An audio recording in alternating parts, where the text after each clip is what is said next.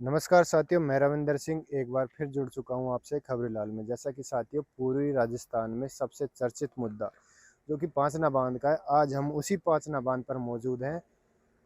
यहां आप देख सकते हो, एक तरफ आपको नज़र आ रहा होगा कि 30 दिन से धरना स्थल पर बैठे हुए 30 या 35 दिन से धरना स्थल पर बैठे हुए लोग आपको नज़र आ रहे होंगे।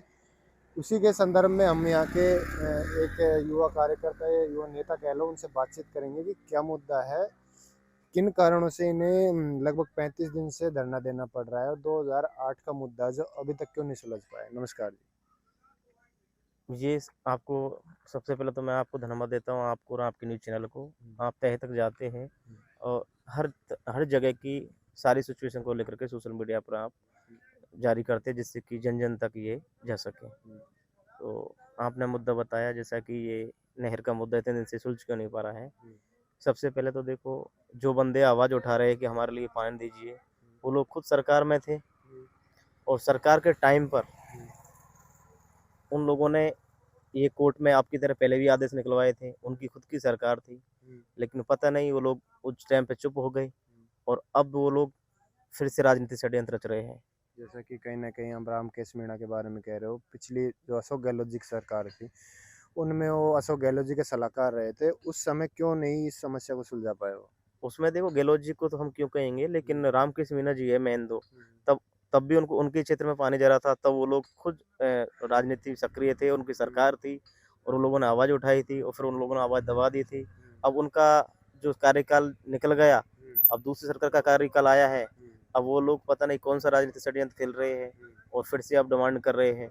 तो आप ये बताओ, जब खुद हम जिस पद पर है और जब हम हमारा रास्ता नहीं निकाल सकते, तो दूसरा जो व्यक्ति पद पे है, उससे हम कैसे वो कर सकते हैं कि भई हमारा कार्य हो जाएँगे। कहीं ना कहीं ये तो परेशान करने वाली बात हो गई सरकार को कि जिस समय आप सत्ता में थे, अच्छा खासा आपके पास पद था, उस समय आप इस समस्या को नहीं सुलझा पाए, तो अब कैसे इस समस्या को आप सामने लेके आ रहे हो। वही वही तो है, ये राजनीतिक षड्यंत्र है ना, किसान समाज को आपस में लड़ाने का कार्य ये कर रहे हैं।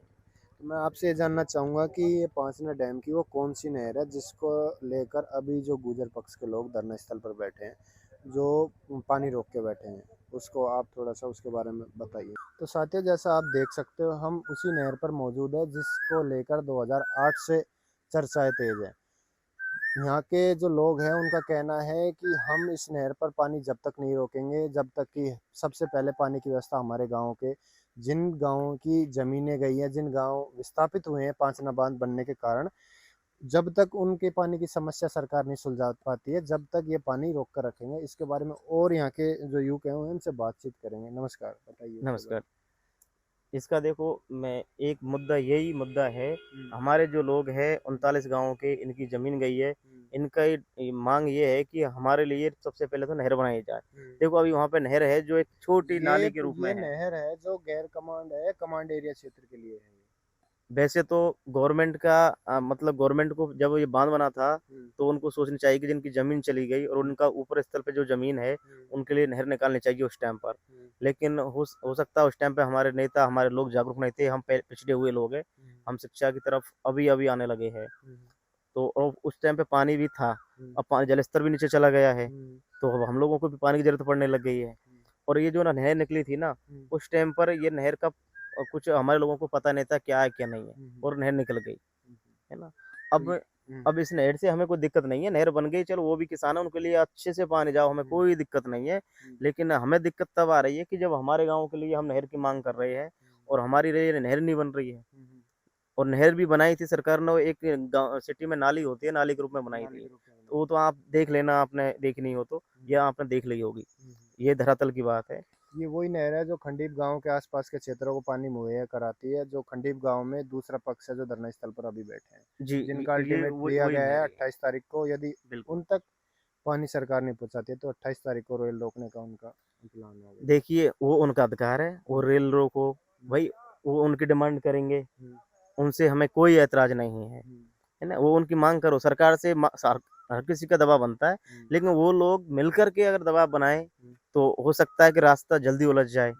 देखो, जब हम सरकार के ऊपर हम एक अलग तरीक़ा से मतलब प्रभाव करते हैं, सरकार को टॉर्चर करते हैं, सरकार पर दबाव बनाते हैं, तो एक शांतिपूर्ण धरना के हिसाब से बनाना चाहिए। अब लोग वो रेल रोको आंदोलन कर रहे हैं, अगर सरकार से झड़प होती है, जनहानि भी होती है और वो भी किसान हमारे ही है।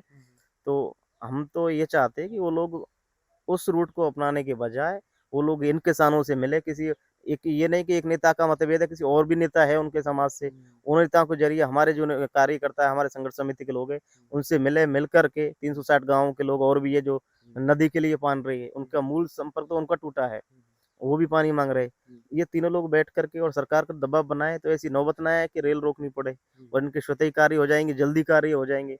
अगर ये सब लोग अलग-अलग रास्तों पर भटकेंगे, अलग-अलग मुद्दा बनाएँगे, तो ना तो किसी के कार्य हो पाएँगे और दूसरा बात जनहानि के ही होने के ज़्यादा वो दिख रहे हैं। कहीं न कहीं आपका कहने का मतलब ये है कि यदि दोनों पक्ष बैठकर जो बैठकर अगर इस बातचीत करके समस्या का हल निकालते हैं, उससे सही समस्या का हल निकलेगा, कहने का मतलब आपका। बिल्कुल साहब, अगर देखो कोई भी हो, पानी की उनको ज़रूरत है, पानी की हमको भी ज़रूरत है और वो लोग अगर हम लोग एक जगह बैठेंगे और हम प्रशासन पर दबाव बनाएँगे, तो स्वतः ही दोनों का कार्य होएगा। यदि दोनों ही अलग-अलग पक्षों में बँटकर रहेंगे तो शायद ये समस्या का समाधान नहीं, नहीं नहीं, हो हम देखो आज हम ती 40 दिन हो गए, पाएगा। सरकार ने किसी सरकार के नुमाइंदे ने हमसे आकर के ये तक नहीं कहा कि भाई आपको हो जाएगा। हाँ, एक बार बोला कि 50 करोड़ रुपए आपको अनाउंसमेंट कर दिए नहरों के लिए, लेकिन ये नहीं कहा है कि कब काम कार्य होंगे, कितने दिन में कार्य हो जाएगा और ना कोई ऐसा कुछ आश्वासन दिया है। सरकार तो खुद आपको पता है बीजेपी सरकार, सरकार खुद चाहती है कि ये लोग बँटे रहे और इनके कार्य ना हो।